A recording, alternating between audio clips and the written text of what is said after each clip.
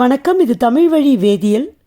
கரிம வேதியியலில் ஹைட்ராக்சி சேர்மங்கள் பாடத்தில் பயிற்சி வினாக்களில் வினா எண் 10 தான் இந்த வீடியோவில் நம்ம சால்வ் பண்ண போகிறோம். சரியா? கேள்வி என்னன்னு பார்த்தோம்னா, எத்தனால் ஆனது அமில வினைவேகமாற்றி முன்னிலையில் நீரகற்ற வினைக்கு உட்பட்டு ஈத்தீனை தரும் வினையின் வினை வழிமுறையினை தருக. இதுதான் கேள்வி. அப்போது இந்த கேள்வியிலேருந்து சில விஷயங்களை நம்ம எடுத்துக்கலாம். ஒன்று இது ஒரு நீரகற்ற வினை. சரியா? இது ஒரு நீரகற்ற வினை. ரெண்டாவது, இங்கே வினைப்படு பொருள் யாருன்னா எத்தனால். மூணாவது, இங்கே என்ன விளைபொருள் கிடைக்குதுன்னா ஈத்தீன். நாலாவது, இங்கே என்ன வினைவேக மாற்றினா அமில வினைவேக மாற்றி. ஸோ இது எல்லாத்தையும் நம்ம கண்டிப்பாக உள்வாங்கிக்கணும். அந்த மாதிரி உள்வாங்கிக்கிட்டு இதுக்கு பதில் சொல்கிறப்ப கேள்விகள் மாறுறப்ப கூட நம்மளால் பதிலளிக்க முடியும். அதை விட்டுட்டு இந்த கேள்விக்கு இதுதான் பதில்னு அப்படியே பிளைண்டாக போய் அதை நம்ம ஆன்சரை கடகடன்னு எக்ஸாமுக்கு வேணால் எழுதலாம். பட் புரிஞ்சிக்காமல் அதை எழுதக்கூடாது. சரியா? ரைட். இப்போது நம்ம இந்த வினை எப்படி நடக்குது அப்படின்னு பார்ப்போம். ஏன்னா வினை வழிமுறையை கேட்குறாங்க. இப்போ எத்தனால் என்பது ஒரு ஓரிணைய ஆல்கஹால். சரியா? ஓரிணைய ஆல்கஹால். அப்போ இங்கே நடக்கக்கூடிய நீரகற்ற வினை E2 வினை வழிமுறையை பின்பற்றும். E2 வினை வழிமுறை.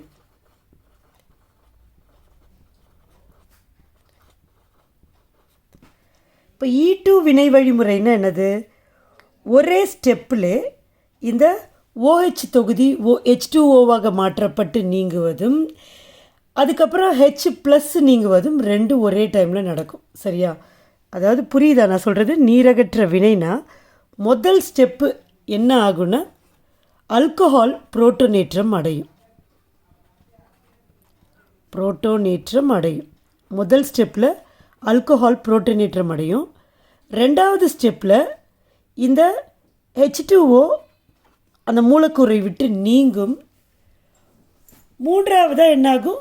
மூன்றாவது ஸ்டெப்பில் H+ நீங்கும். இதுதான் நடக்கும் நீரகற்ற வினையில். இதுதான் நடக்கும். இதில் H2Oவா OH தான் நீங்குது. சரியா? அதுக்கப்புறம் H+. ஸோ அதனால தான் OH H இது OH-. தான் இந்த OH- H2Oவா நீங்கும். சரியா? அதுக்கப்புறம் அதே மூலக்கூறுலேருந்து H+ நீங்கும். ஸோ அதுதான் -H2O. நீரகற்ற வினை. இங்கே இருக்குது நீரகற்ற வினை. சரியா? அப்போ இந்த மாதிரி தான் நடக்கும். ஆனால் இங்கே இந்த ஓரிணை ஆல்கஹாலில் வேறு விதமாக நடக்குது. என்ன ஆகுது அப்படின்றத ஸ்டெப் பை ஸ்டெப் நம்ம பார்ப்போம். சரியா? ஸோ ஃபஸ்ட்டு ஸ்டெப் என்ன ஸ்டெப்பு? புரோட்டோனேற்றம்.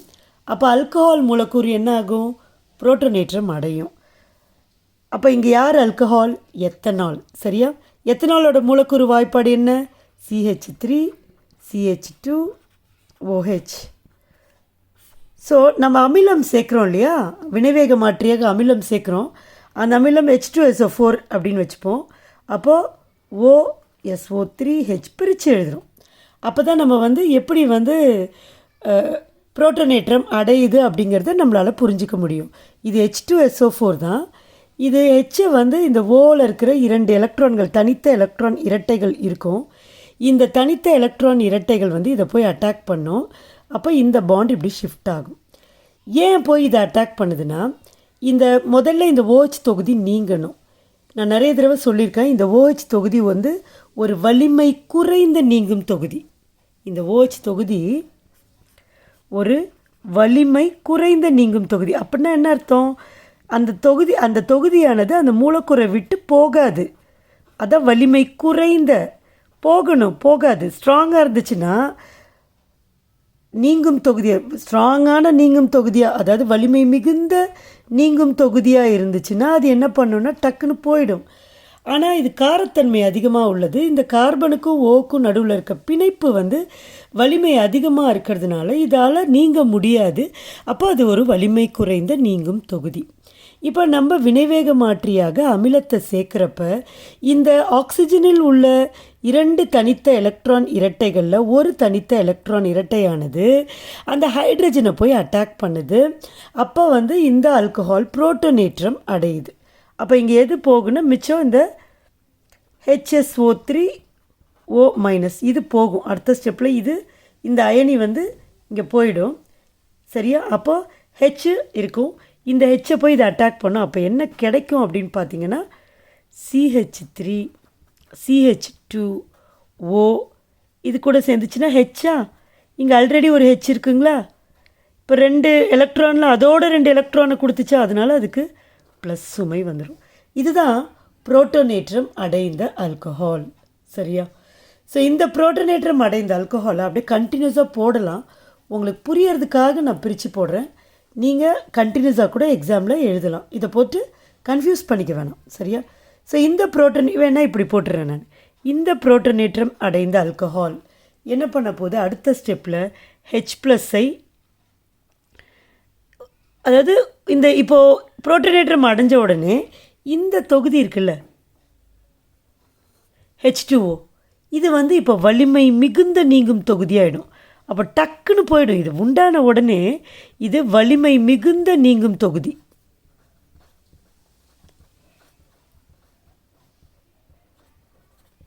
அப்போ என்ன ஆகும்? இது போகணும். அப்போ இந்த பிணைப்பு இருக்குல்ல, இந்த பிணைப்பு இதுக்கிட்ட கொடுத்த உடனே இந்த ப்ளஸ்ஸு போயிடும். ஓ கிட்ட தான் இந்த ப்ளஸ்ஸு. சரியா? இது போய்டும். இது H2Oவாக போயிடும். H2Oவாக போயிடும். அப்போ ஒரு கார்பன் நேர் அயனி உண்டாகும். பாருங்கள், இந்த பாண்ட் இப்படி போயிடுச்சுன்னா இங்கே கார்பனுக்கு ப்ளஸ் வந்துடுமா? அப்போ இந்த மாதிரி ஒரு ப்ளஸ் சுமை கொண்ட நேரயனி உண்டாகும், கார்பன் நேரயனி. ஆனால் இது ஒரு மூவிணைய ஆல்கஹாலாக இருந்தால் மட்டும்தான் இந்த கார்பன் நேரயனி தனித்த நிலையில் ஃபார்ம் ஆகும். ஏன்னா மூவிணைய கார்பன் நேரயனி எப்படி இருக்குன்னா, இப்போ இப்படி இருக்குது, மூவிணைய ஆல்கஹாலாக இருக்குது. அப்போ CH3 இப்போ ப்ளஸ் இந்த மாதிரி கார்பன் இங்கே இந்த H2O போன பிறகு இந்த மாதிரி கார்பன் நேரயனி தான் உண்டாகும். ஆனால் இது உண்டாகும். ஏன் உண்டாகும்னா, இது வந்து இந்த மாதிரி கார்பன் நேரயனியாக இருக்கிற போது தான் அதுக்கு நிலைப்புத்தன்மை அதிகம். அதனால் டக்குன்னு அந்த H2O மூலக்கூறு இந்த புரோட்டோனேற்றம் அடைந்த ஆல்கஹாலை விட்டு போயிடும். நமக்கு நேரயனி கிடைக்கும். அதுக்கப்புறம் விளைபொருளான அல்கீன்கள் நமக்கு கிடைக்கும். ஆனால் இங்கே பார்த்தீங்கன்னா இது ஓரிணைய ஆல்கஹால். அப்போ ஓரிணைய ஆல்கஹால்லேருந்து எப்போவுமே இந்த மாதிரி ஓரிணைய நேரயனி உருவாவது கிடையாது. ஏன் உருவாவது கிடையாதுன்னா, அது நிலைப்புத்தன்மை அற்றது. அப்போ என்ன ஆகுனா, அது E2 மெக்கானிசம், E2 வினை வழிமுறையை பின்பற்றும். அப்போ E2 வினை வழிமுறை என்னன்னா, இந்த H2O தொகுதி நீங்கிறதும் இந்த CH3 இருக்குல்ல, இதுலேருந்து ஒரு ஹெச் போகணும்ல. அடுத்த ஸ்டெப்பில் 3வது ஸ்டெப்பில் ஹெச் போகணும், H+ஆக போகணும். அதனால் நான் என்ன பண்ணுறேன்னா, இதை வந்து இப்படி வச்சுக்கிறேன். சரியா? CH3ல் இருக்குது ஒரு ஹெச் போக போகுது. அதை நான் உங்களுக்கு இப்போயே பிரித்து காட்டுறேன். ஏன் வந்து இந்த மாதிரி இதே ஸ்டெப்லேயே போடுறேன்னா, E2 வினை வழிமுறைனா இந்த நீங்கும் தொகுதி நீங்குவதும் இந்த H+ இரட்டை பிணைப்பு உண்டாவதும் ஒரே ஸ்டெப்பில் நடக்கும், ஒரே டைமில் நடக்கும். அதனால தான் அது E2 செயல்முறை. சரியா? அப்போது இந்த பிணைப்பு என்னாகும்? இங்கே வந்துடும். அப்போ இந்த தொகுதியை விட்டு என்ன போகும்? H+ம் போகும், -H+. ஸோ H2O என்ற நீங்கும் தொகுதி இதை விட்டு போகிறதும் H+ நீங்குவதும் ஒரே ஸ்டெப்பில் நடக்கும். அப்போ இந்த பாண்ட் இங்கே வந்துச்சுன்னா என்ன ஆகிடும்? ஏற்கனவே அங்கே இது போயிடுது, H2Oவா, இதுவும் போயிடுது. அப்போ CH2 டபுள் பாண்ட், CH2 இருக்கும் இந்த பாண்டு. ஸோ இந்த பாண்டு வருது இல்லையா, இது ஒரு டபுள் பாண்ட். ஸோ ஈத்தீன் இப்படி தான் ஃபார்ம் ஆகும். சரியா? இது ஒரு E2 வினை வழிமுறையை பின்பற்றக்கூடிய செயல்முறை. ஆனால் வந்து இதுதான் வந்து இதில் நிறைய சந்தேகங்கள் வரும். ஏன்னா வந்து கூகுள்லேயும் சரி, இல்லை நீங்கள் பார்க்குற ரெஃபரன்ஸ் புக்ஸ்லேயும் சரி நோட்ஸ்லேயும் சரி இதை மாதிரி தான் கொடுத்துருப்பாங்க. பட் ஆனால் இது ஒரு எதுக்குன்னா இது எக்ஸாம்ஸில் வந்து மார்க்ஸ் இதை மாதிரி சிம்பிளாக இருக்கட்டும்னு கொடுத்ததுனால இதையே வந்து சரியான விடை, அதாவது இந்த ஸ்டெப்புக்கு அப்புறம் இது ஃபார்ம் ஆகும். இதுக்கப்புறம் தனிப்பட்ட முறையில் இந்த CH2 இந்த ஹெச்சை தனியாக போட்டு CH2+ அப்படின்னு இந்த நேர்மின் அயனி, இந்த கார்பன் நேர் அயனி, அதுக்கு அடுத்த ஸ்டெப்பில் H+ஐ கொடுத்து இது வந்து -H+ போயிட்டு அது கடைசியாக வந்து CH2 டபுள் பாண்ட் CH2 வர்ற மாதிரி தான் நம்ம புரிஞ்சுக்கிட்டு இருக்கோம். ஆனால் அது ஒரு தவறான விடை. பட் இதுதான் வந்து கரெக்டானது. நீங்கள் வந்து இதை புத்தகத்திலே கூட வினை வழிமுறையாக புத்தகத்திலே கூட இதே எக்ஸாம்பிள் எடுத்துகிட்டு நம்ம பாட புத்தகத்திலே விளக்கியிருக்காங்க. பக்கம் எண் வந்து 122 நீங்கள் அதை ரெஃபர் பண்ணுங்கள். பேஜ் 122 இதே வழிமுறை இருக்குது. ஸோ முதல் ஸ்டெப்பில் என்ன நடக்கும்? புரோட்டனேற்றம் அடையும் ஆல்கஹால். புரோட்டனேற்றம் அடைந்த பிறகு இந்த H2O நீங்கும். இந்த H2O நீங்குவதும் H+ நீங்குவதும் ஒரே ஸ்டெப்பில் நடக்கும். அதனால தான் அது E2 வினை வழிமுறையை பின்பற்றுது. அதுக்கப்புறமா ஈத்தீன் வந்து உருவாகும். சரியா? ஸோ இதுதான் வந்து சரியான வினை வழிமுறை. ஆனால் இதற்கும் வந்து மதிப்பெண் கொடுக்கப்படலாம். ஏன்னா கொடுப்பாங்களா அப்படின்றது சொல்ல முடியாது, எனக்கு தெரியாது. இது வந்து சரியான இதுன்னு சொல்லிட்டும் கூட மதிப்பெண்கள் வழங்கப்படலாம். ஆனால் இதுதான் சரியான வினை வழிமுறை. சரியா? ஏன்னா எப்போவுமே ஓரிணைய ஆல்கஹால்கள் E2 வினை வழிமுறையை தான் பின்பற்றும்.